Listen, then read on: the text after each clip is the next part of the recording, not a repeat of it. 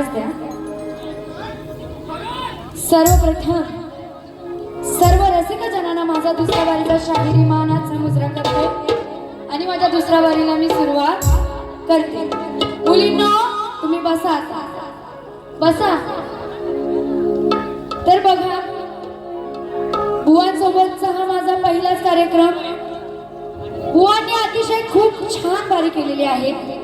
बुवांचा आवाज सुद्धा खूप छान आहे आणि खूप सुंदर बुवांनी वारी केली.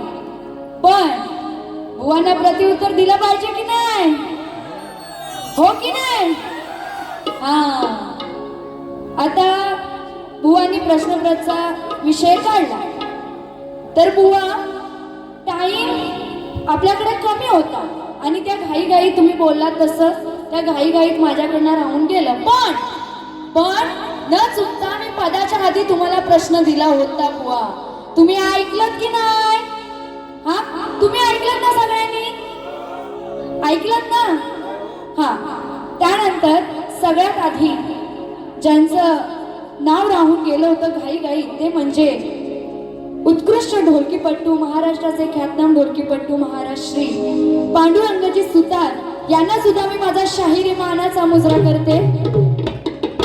तर या कार्यक्रमाला सुद्धा माझे काका आणि काकी उपस्थित आहेत, तर त्यांना सुद्धा शाहिरी मानाचा मुजरा करते. आणि आता बुवांची खरी सुरुवात करते. बुवा जे काय बोलले त्या प्रत्येक शब्दाला बुवांना प्रत्युत्तर करायचं म्हणून काय म्हणायचं बघा. आता बुवा पहिले काय बोलता? बाई मला बोलली लबाड आहे, काना खड्ड्याळ आहे, बरोबर आहे की नाही? असे बुवा बोलून गेले. तर बुवा आता मला हे समजलंय ते श्रीकृष्ण लबाड होते, खड्ड्याळ होते, पण आता तुम्ही किती लबाड आहात आणि किती खड्ड्याळ आहात ते मला कळलंय पहिला बारी. आणि तुम्ही किती बारी करू शकता दुसरी बारी ते पण मला समजलंय की तुम्ही ती दुसरी बारी कशी करू शकता. बुवाने काय मला वाटतंय त्या वयांवर तेवढं लिहून आणलं होतं ना, ते सरसकट त्यांच्या गुरुने जेवढं लिहून दिलेलं तेवढं सगळं फक्त वाचत जात होते. बुवांची एवढी धांदल होत होती. त्यानंतर आला कुठला प्रश्न? माझ्या गवळणीचा. आता मी गवळण अगदी व्यवस्थित गायले. काय बोलले? दिसला मला लांबना याचा काळा काळा श्यामना मला दिसला ना. त्यानंतर मी मध्ये बोलले होते बुवा म्हणून बोलले होते की बाहेर या आणि माझी गवळण नीट लक्ष देऊन ऐका. मी काय म्हणाले होते की ह्या नंदाचा, आता तो नंदला नंदाचा पुत्र म्हणून काय म्हणाले? दिसला मला लांबना. नंतर बुवा काय म्हणतात? हा घ्यायचा होता, ह्याचा का घेतला? मग मी काय बोलले? ह्याचा काळा काळा श्यामना. आता बुवाने हे पटवून दिलं पाहिजे. ह्याचा म्हणजे कोण? तो नंदाचा काना. म्हणून काय म्हणाले? ह्याचा काळा काळा श्यामना मला दिसला ना, ह्याचा काळा काळा श्यामना. आणि बुवा त्यामध्ये बघा माझ्याकडून चुकून मी डबल मिनिंग गेलीच नव्हती. चुकून असा वेगळा शब्द गेला नव्हता. मी बोलले बुवांना की मी शास्त्रात गायले आणि मी श्यामना असंच बोलले होते की नाही? झोपला? एसीची हवा खाऊन काय थंडी वाजते? आवाज बसला? माझ्या एकटीचा आवाज बघा आणि तुमचा बघा. मी श्यामना बोलले होते की नाही? मग बुवा तुम्हाला शेमना कुठून ऐकायला आला?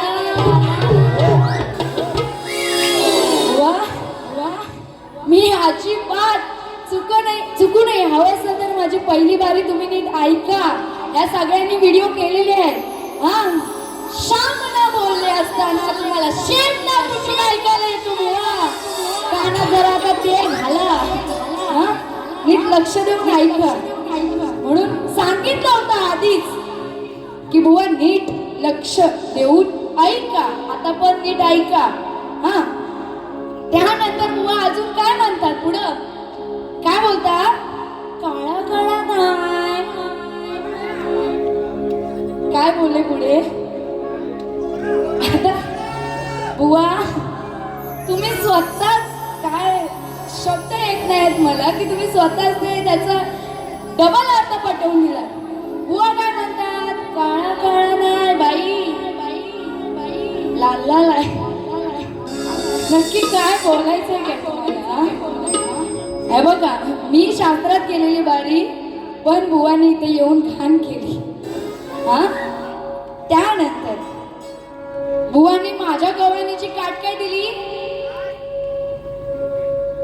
हा शामना काढेल तुझा घामना.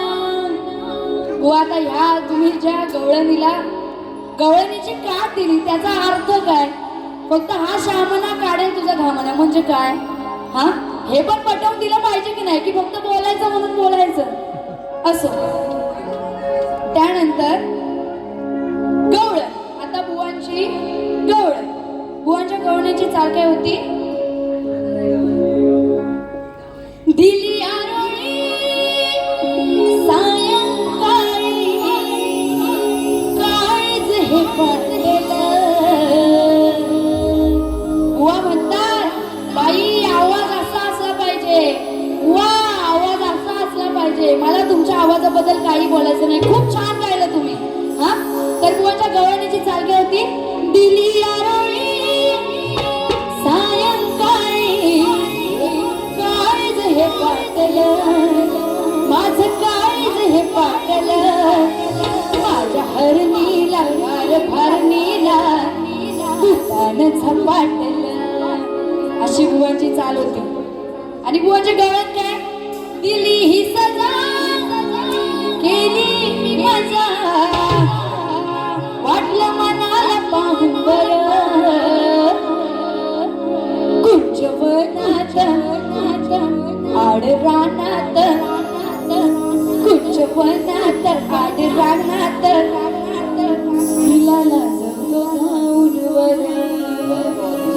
असंच बोले ना बुवा. असंच बोले ना बुवा. असंच बोले ना बुवा. हो की ना हो की ना हो की ना. हा बुवा तुम्ही बोलताय हिला लाजवतो गाऊनवर असं बोलले बुवा तुम्ही. पण मला सांगा तो श्रीकृष्ण हा पावा वाजवायचा की गायचा. तुम्ही उत्तर द्या. श्रीकृष्ण बासरी वाजवायचे की गायचे. गाऊन दाखवायचे गवळणीला. बघा तुमच्याकडून ह्याचं उत्तर आलं पाहिजे. श्रीकृष्ण बासरी वाजवायचे की नाही. आता थांबा त्यांचा आवाज आलाच पाहिजे. बासरी वाजवायची ना. मग गाऊनवर काय बोलायचं होतं. गाऊनवर काय बोलायचं होतं. आता ते तुम्हाला पण समजलं असेल मला पण समजलं त्यांना काय बोलायचंय. आणि त्यांना तर मला वाटतं समजलंच नाही. हा असं तर बघा बुवांना काय म्हणायचं आहे. बुवांच्या गवळणीची काट देते. आपल्याकडे टाइम खूप कमी आहे. जर बुवा मला ओपन मध्ये भेटला असतं ना तर बुवांना फाडून खाल्ली असती त्या गाण्यांमध्ये. पण असो आता आपल्याकडे टाइम खूप कमी आहे. 10 मिनिटात 12 संपवायचे. तर बघा गवळणीची काट देते नीट लक्षात असू द्या. काय देणार तू सजा कशी लुटशील मजा सांगते कथा मी याची काय करशील आड रानात काय करशील आड रानात तुझी लंगोटी सुटली तर. आवडलं की नाही. मग आवाज कुठे आहे का फक्त बुवांना साथ द्यायची. काय करशील आड रानात. आता बुवा गवळणीचे वस्त्र वगैरे लपवून ठेवतात. पण लक्षात ठेवा त्या श्रीकृष्णाला सांगता येतं गवळणी बुवा तुम्हाला काय बोलत आहे तर मला उगाच वाईट वाटत येते. श्रीकृष्णाला गवळणी काय बोलतात. अरे खट्याळ कान्हे काय करशील आड रानात तुझी लंगोटी सुटली सर.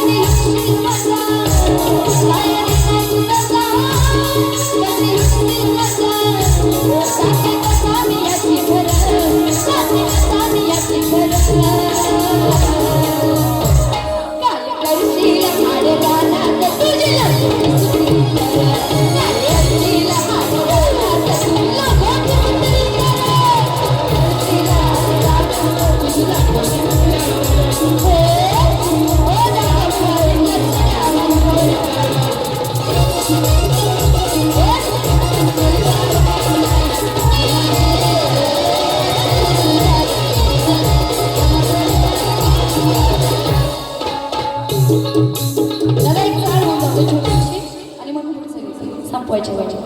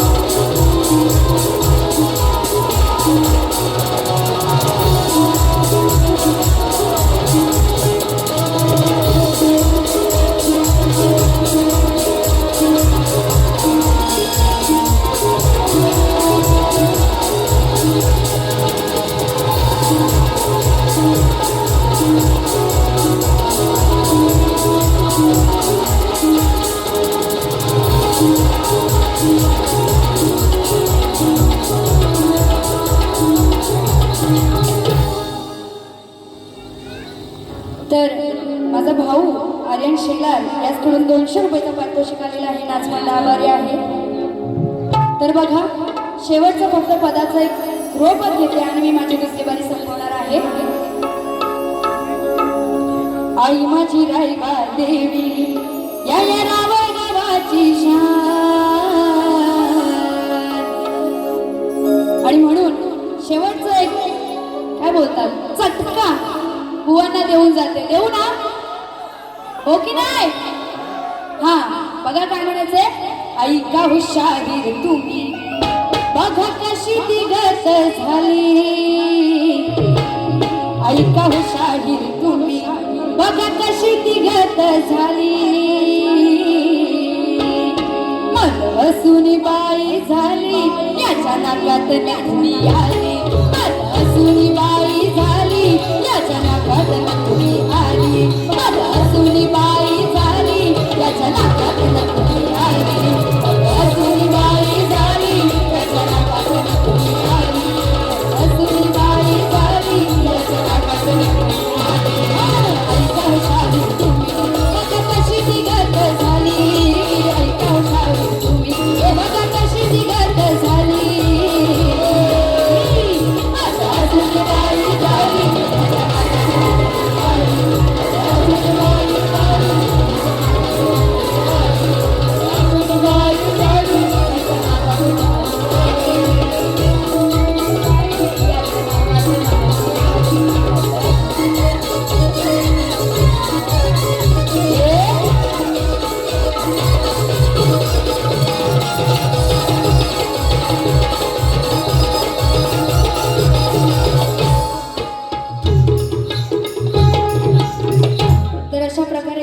माझी दुसरी बारी संपत आहे. पण त्याआधी माझ्या आजीचे भाऊ विनायकजी बाळू चव्हाण यांच्याकडून 500 रुपयाचा पारितोषिक आलेला आहे. नाच मंडळ आभारी आहे.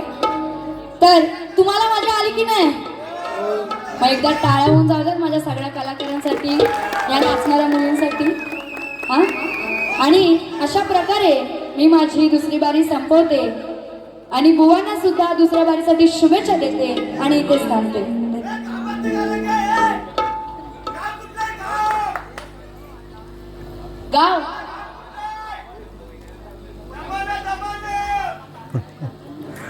आता आपल्याकडे टाइम नाहीये. हा. आणि अजून एक फक्त एक शेवटची तुम्हाला गोष्ट सांगायची होती ती की तुम्ही सगळेजण व्हिडिओ करता त्याबद्दल काही बोलायचं नाही, पण आम्ही चांगलंच देतो, सगळं शास्त्रातच घेतो. पण तुम्ही जेव्हा ती व्हिडिओ अपलोड करता तेव्हा ती जेव्हा समजा तुम्ही एखादी गवळण अपलोड करत असाल, एखादा पद अपलोड करत असाल, तर जे आम्ही शास्त्र सांगतो ते सुद्धा त्याच्या सोबत अपलोड झालं पाहिजे. हा, तर दुसऱ्या सगळ्यांना समजेल की आम्ही नक्की काय गायले. एवढं लक्षात ठेवा ना सगळे युट्यूबर. हा, तर अशा प्रकारे माझी दुसरी बारी संपवते आणि बुवांना दुसऱ्या बारीसाठी शुभेच्छा देते.